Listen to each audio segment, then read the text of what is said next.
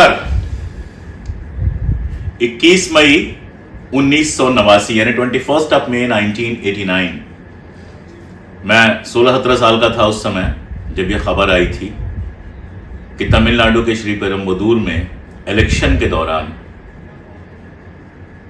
तमिल आतंकवादियों ने राजीव गांधी की हत्या कर दी थी। एक बड़ा छोटा सा पॉलिटिकल कैरियर अगर आप देखेंगे तो 12-14 साल का पॉलिटिकल कैरियर है। हम सब जानते हैं कि अपने भाई संजय गांधी की तरह राजीव गांधी कभी भी पॉलिटिक्स में बहुत ज़्यादा इंटरेस्टेड नहीं रहे। जब तक संजय गांधी थे तब तक वो अपनी पर्सनल लाइफ जी रहे थे, personal and professional life, pilot थे वगैरह वगैरह, ये सब लोग आजकल जानते हैं।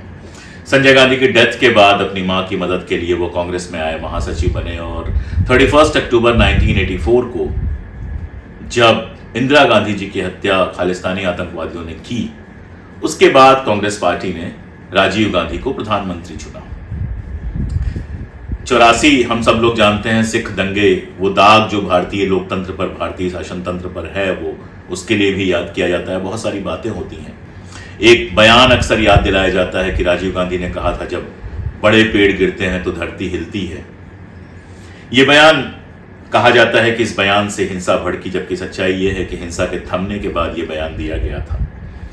84 के दंगों पर बहुत सारी बातें हुई हैं, कांग्रेस ने उसके लिए माफी मांगी है, लेकिन कुछ ऐसे तथ्य हैं जिन पर बात कभी नहीं होती है।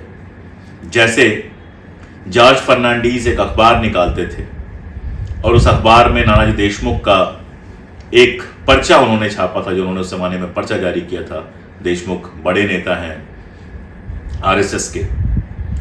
उन्होंने सिख हत्याकांड जो यहां कुछ हुआ था उसको जस्टिफाई किया था। और यही नहीं, जब बाद में जांचें हुई तो आरएसएस के, बीजेपी के बहुत सारे करीबी लोग उस पूरी हिंसा में पाए गए थे। फिर भी दुनिया की कोई भी बात उसको जस्टिफाई नहीं कर सकती। भारतीय राजनीति पर, भारतीय शासन तंत्र पर, भारतीय लोकतंत्र पर, जैसा मैंने कहा, वो एक बहुत बड़ा धब्बा है। कांग्रेस ने कई बार माफी मांगी उसके लिए। एक सिख डॉक्टर मनमोहन सिंह को 10 साल इस देश का प्रधानमंत्री हमने देखा कांग्रेस के प्रधानमंत्री के रूप में।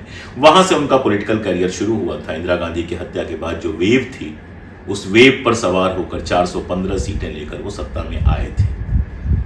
सत्ता में आने के बाद राजीव गांधी, जो उस समय हमारे देश के और अब तक भी हमारे देश के सबसे युवा प्रधानमंत्री थे, उस समय से 21वीं सदी के भारत, 21st सेंचुरी का जो इंडिया है, उसके बारे में बात होनी शुरू हुई। और बात होनी इसलिए शुरू हुई कि तकनीक को लेके, बाकी सारी चीजों को लेके राजीव गांधी का अपना एक चार्म था, अपना एक शौक था, जिसको उन्होंने राजनीतिक रूप से पूरे देश के भले के लिए उपयोग करने की कोशिश शुरू की।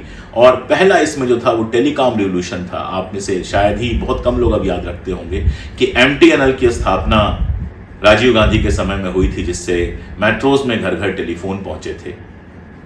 टेलीकॉम रिवॉल्यूशन उनके टाइम शुरू होता है, जो वहां से चल के अब घर घर मोबाइल और एक एक हाथ में 3-3 मोबाइल तक पहुंचा है। वो एक प्रोसेस है। कंप्यूटर्स को लेके उन्होंने जिस तरह से काम किया उस जमाने में, कंप्यूटर, मैं आपको अपनी पर्सनल कहानी बताऊं कि जब मैं ग्रेजुएशन करने गया तो मैंने स्टैटिस्टिक्स का सब्जेक्ट चुना ही इसलिए, इकोनॉमिक्स और मैथमेटिक्स के साथ, कि उसमें कंप्यूटर देखने को मिलता था। कंप्यूटर का एक कोर्स हुआ करता था, एक पेपर हुआ करता था। तो आजकल के युवा सुनेंगे तो उनको हंसी आएगी या विश्वास नहीं होगा कि एक बड़ा सा कमरा हुआ करता था जिसमें एयर कंडीशन लगे होते थे। शायद यूनिवर्सिटी का वो इकलौता कमरा था जिसमें एयर कंडीशन लगता था। और जूते उतार के हमें अंदर, यहाँ तक कि जुराबें भी उतरवा दी जाती थी हमारे यहाँ। नंगे पांव हम अंदर जाते थे और देखते थे कंप्यूटर पे। बहुत बाद में एक आध बार बटन दबाने का मौका मिला। बेसिकली हम उस पर देखते थे कि कैसे काम हो रहा है। तो कंप्यूटर आया और तकनीक जो है नया तरीके से, न्यू एजुकेशन पॉलिसी आती है जिसमें तकनीक नया तरीके से काम करती है। इसके अलावा न्यू एजुकेशन पॉलिसी आती है और भी बहुत सारी चीजें होती हैं। और साथ में कुछ मूलभूत परिवर्तन करने की कोशिशें की गई। इसमें सबसे बड़ा परिवर्तन था पंचायती राज की व्यवस्था। इस पर भी अक्सर बात होती है। कहा जाता है कि राजीव गांधी ने कहा था कि ऊपर से 1 रुपए चलता है तो नीचे तक 15 पैसा बचता है। ये किस संदर्भ में कहा गया था, यह समझना जरूरी है। सेंट्रलाइजेशन और डिसेंट्रलाइजेशन 2 चीजें होती हैं। सेंट्रलाइजेशन जिसमें केंद्र के पास सारा पावर हो जाता है। आसान भाषा में ये कि दिल्ली सारा निर्णय लेती है। तो जब केंद्र के पास सारा पावर होगा तो केंद्र से योजना चलेगी, फिर राज्य में आएगी, फिर जिले में आएगी, फिर जिले से पंचायत में जाएगी और मल्टी लेवल करप्शन के चांसेस होंगे। विकेंद्रीकरण की बात थी, जो डिसेंट्रलाइजेशन की बात थी, उसमें पंचायती राज की व्यवस्था यह कहती थी कि पंचायतें ही अपने स्तर पर निर्णय ले पाएंगी। सोच यह था कि पंचायतें जब अपने स्तर पर निर्णय ले पाएंगी तो करप्शन कम से कम होगा और गांवों के लिए जो उचित है उस तरह का विकास होगा। तो सोच तो सही थी, कितनी लागू हो पाई कितनी नहीं लागू हो पाई इस पर अलग से बात की जा सकती है, उसके अलग कारण हो सकते हैं, लेकिन यह सोच थी कि डिसेंट्रलाइज किया जाए। गांधी जी जिस तरह से गांवों को विकास का केंद्र बनाना चाहते थे, कुछ उसके तरह सोच थी, जिसमें महिलाओं को, दलितों को, आदिवासियों को जिस तरह से पंचायतों में आरक्षण और बाकी सारी व्यवस्था हुई, उसमें यह जुड़ जाता था कि अलग अलग जो सेक्शंस हैं वो आगे आके अपने क्षेत्र का विकास कर सके, प्रतिनिधित्व हासिल कर सके। महिला आरक्षण की बात थी, राजीव गांधी महिला आरक्षण लेकर आए थे। जो लोग भारतीय राजनीति को देखते समझते हैं वो जानते हैं कि किस तरह से उसका विरोध हुआ, और विरोध हुआ ठीक है। रिजर्वेशन, विद इन रिजर्वेशन कहा गया कि उसमें दलितों के लिए, पिछड़ों के लिए भी अलग से रिजर्वेशन दिया जाए, यहां तक तो ठीक है। लेकिन उसके बाद किसी तरह से दाएं बाएं करके मामला ये हुआ कि आज इतने साल बीत गए, लेकिन विमेन रिजर्वेशन बिल, महिलाओं के आरक्षण, जो 33% महिलाओं को आरक्षण देने की बात थी, वो ऐसी ठंडे बस्ते में पड़ी कि निकलकर अब बाहर आती ही नहीं। उसको लेकर राजीव गांधी के कई बहुत अच्छे बयान आए थे कि महिलाओं को शामिल किए बिना देश का विकास नहीं किया जा सकता है, और इस तरह की बात है। तीसरी जिस चीज पर उन्होंने ध्यान दिया वो था शांति समझौते। 3 बड़े शांति समझौते उन्होंने किए।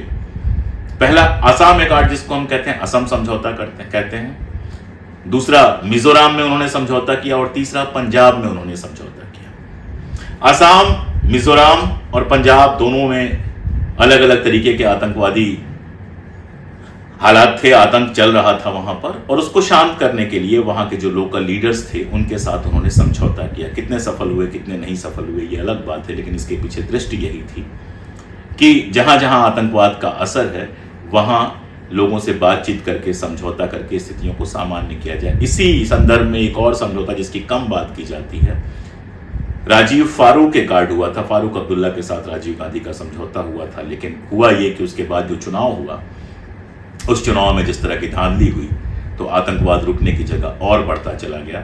उस पर तो मैं अक्सर बात करता रहता हूं, किताब में भी लिखा है। तो ये एक दृष्टि थी जिसमें एक तरफ तकनीकी विकास का मामला था, दूसरी तरफ शांति स्थापित करने का मामला था। लेकिन 415 का विशाल बहुमत, इस तरह की दृष्टि के बावजूद राजीव गांधी अपनी नीतियों को उस तरह से लागू कराने में सफल नहीं हुए जिस तरह से इतने बहुमत के साथ होना चाहिए था। एक बड़ा कारण यह था कि एक जो दृष्टि होती है कि सारे युवा बड़े ईमानदार हैं, सारे बूढ़े बड़े भ्रष्ट हैं, तो अपने साथ के दून स्कूल और बाकी लोगों के जो साथ के, बाकी जगहों के जो साथ के लोग थे उनको वो लेके आए। अरुण नेहरू जो उनके परिवार के भी थे वो आए, और भी कई सारे लोग आए, और ये चयन उनके लिए भारी पड़ा। अरुण नेहरू का किस्सा आप जानते हैं कि अरुण नेहरू पहले वीपी सिंह के साथ गए, बाद में भारतीय जनता पार्टी से उन्होंने बाकायदा रायबरेली से चुनाव भी लड़ा, बाद में राजनीतिक विश्लेषक हो गए, लेख वगैरह लिखने लगे। विश्वनाथ प्रताप सिंह राजीव गांधी के मंत्रिमंडल में वित्त मंत्री थे। मिस्टर क्लीन की छवि कही जाती थी। यूपी में मांडा नाम की जगह की रियासत से वो आते थे, राजा मांडा उनको कहते थे, बड़ी मिस्टर क्लीन की छवि कही जाती थी। और उन्होंने आरोप लगाया, बोफोर्स को लेकर आरोप लगाया। और मैं आपको बताऊं कि देश में एक ऐसा माहौल बना कि लगभग हर व्यक्ति ये मानने लगा कि वाकई बोफोर्स में दलाली खाई गई है। जनमोर्चा बनाया उन्होंने। मैं अपना निजी अनुभव आपको बताऊं तो जनमोर्चा का कार्यक्रम था, वीपी सिंह को देवरिया में बोलना था, रामलीला मैदान उनको दिया गया था, अलॉट किया गया था, परमिशन मिला था, लेकिन रामलीला मैदान में उनकी परमिशन कैंसिल कर दी गई। तो जो उनके संगठन के लोग थे वो परेशान थे कि अब कार्यक्रम कहाँ होगा। गवर्नमेंट इंटर कॉलेज में मैं पढ़ता था, मेरे साथ युवाओं का एक समूह था, हमने ये प्रपोजल रखा कि जीआईसी में कर लीजिए। अब ये हुआ जीआईसी में कार्यक्रम तो हो जाएगा, लेकिन मंच कैसे बनेगा। तो युवा उत्साह जो होता है, हम लोगों ने सलाह दिया कि ट्रॉली पर मंच बना देते हैं। जीआईसी ने ट्रैक्टर अंदर ले जाने की अनुमति नहीं दी, तो वो ट्रॉली हम युवा खींच कर ले गए और हमने मंच बनाया था। इस तरह का एक वीपी सिंह के पक्ष में भ्रष्टाचार विरोधी आंदोलन का जो उनका पूरा था एक माहौल बना। आप जानते हैं कि जब भी भ्रष्टाचार विरोधी माहौल बनता है, चाहे वो दिल्ली में अरविंद केजरीवाल का हो या मेरे जमाने में जो वीपी सिंह का आंदोलन था, युवा बड़े जोश के साथ सामने आते हैं। वीपी सिंह की सरकार भी बन गई, उसके बाद भी कई सरकारें बनी, भाजपा की सरकार बनी, किसकी सरकार बनी, बोफोर्स को लेकर जितनी जांचें हुई उसमें कहीं कुछ निकल के नहीं आया। और एक बीच में मुझे लगता है 7-8 साल पहले जितना कुछ दस्तावेज अवेलेबल था, मैंने कोशिश की रिसर्च करने की और देखने की कि वास्तव में क्या हुआ था, क्योंकि मेरे युवा जीवन का एक बहुत बड़ा फैसला उसके चलते हुआ था जब मैं वीपी सिंह के समर्थन में आया था। और शायद मेरी उतनी कम उम्र में, 14-15 साल की उम्र में, 16 साल की उम्र में राजनीति की जो समझ होती है उसके साथ वो पहली गतिविधि थी। पोस्टर्स चिपकाए थे, तो मुझे लगा कि एक बार देखूं कि वो सही और गलत था। और मेरे समझ में ये आया कि बोफोर्स का मामला भी 2G और 3G की तरह फर्जी मामला था। और मजेदार बात ये कि वीपी सिंह के ऊपर फिर अगस्टा वेस्टलैंड का फर्जी आरोप लगा, वो भी पूरी तरह से फर्जी आरोप था। लेकिन जो कुछ भी था उसके चलते ये लोग राजीव गांधी को सत्ता से बाहर करने में सफल हुए। हालांकि कांग्रेस या राजीव गांधी हम कह लें उस समय भी सबसे बड़ी पार्टी के नेता थे, लोकसभा के अंदर सबसे ज्यादा सीटें इनके पास ही आई थी। लेकिन राजीव गांधी ने विपक्ष में रहना चुना और वीपी सिंह ने एक तरफ कम्युनिस्ट और एक तरफ हमारे भारतीय जनता पार्टी के लोगों को लेकर सरकार बनाई। विपक्ष के नेता के रूप में राजीव गांधी ने अपनी तरह की भूमिका निभाई। आप जानते हैं कि जम्मू और कश्मीर में जब उस जमाने में कश्मीरी पंडितों को निकलने पर मजबूर होना पड़ा तो हमारी सेना तब तक नहीं भेजी गई थी। राजीव गांधी विपक्ष के नेता के रूप में संसद का घेराव करते हैं और मांग करते हैं कि सेना वहां भेजी जाए। उसके बाद सेना वहां भेजी जाती है, फिर आगे जो कुछ होता है वो आप जानते हैं। विपक्ष के नेता के रूप में वो पहले से अधिक मैच्योर लग रहे थे। तमाम ऐसे यार दोस्त जिनके साथ वो सोच रहे थे कि हम काम करेंगे, वो अब किनारे हो चुके थे। और इन इलेक्शंस में चंद्रशेखर को उन्होंने समर्थन दिया था, वीपी सिंह की सरकार गिरी थी, फिर चंद्रशेखर को उन्होंने समर्थन दिया था, फिर 4 महीने बाद समर्थन वापस ले लिया था और इस बार वो अकेले चुनाव लड़ रहे थे। अगर इस चुनाव में वो जीतते और प्रधानमंत्री बनते तो शायद स्थितियां दूसरी होती, शायद एक मैच्योर और ज्यादा मैच्योर राजीव गांधी हमारे सामने आते।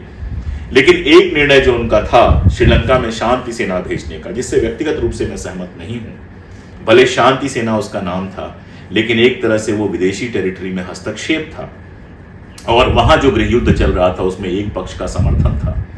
उसको लेकर तमिलों में जो गुस्सा था उसका खामियाजा उनको भुगतना पड़ा। आप जानते हैं तमिलनाडु में श्री पेरुम्बदूर में सभा चल रही थी, नलिनी जो महिला थी वो माला पहनाने के बहाने उनके करीब आई और उसके बाद ह्यूमन बॉम्ब थी वो, उसने बॉम्ब विस्फोट किया और उसके बाद राजीव गांधी का पूरा शरीर जैसे परखच्चों में उड़ गया। आज का ही दिन था और हमारे देश के दूसरे प्रधानमंत्री वो हुए इंदिरा गांधी के बाद जिनको आतंकवाद का शिकार होना पड़ा। इस तरह से एक राजनीतिक यात्रा खत्म हुई, लेकिन उसके बहुत सारे सबक थे, उसकी बहुत सारी समझदारियां थी। एक बात जो मुझे हमेशा लगती है कि राहुल गांधी जो कहते हैं मोहब्बत की दुकान, मुझे लगता है कि राजीव जिस तरह से शांति प्रक्रियाएं चला रहे थे शायद कहीं न कहीं उनसे प्रभावित है और उसमें उनको ये समझना चाहिए कि शांति प्रक्रिया चलाना और हस्तक्षेप करना ये 2 अलग अलग चीजें थी और शायद और बेहतर तरीके से लोगों से जुड़ के शांति प्रक्रियाएं चलाने की कोशिश करना चाहिए। तो ये एक छोटा सा राजनीतिक जीवन समाप्त हुआ जिसमें एक टर्म वो प्रधानमंत्री रहे, कुछ दिनों तक विपक्ष में रहे और अगला चुनाव लड़ रहे थे।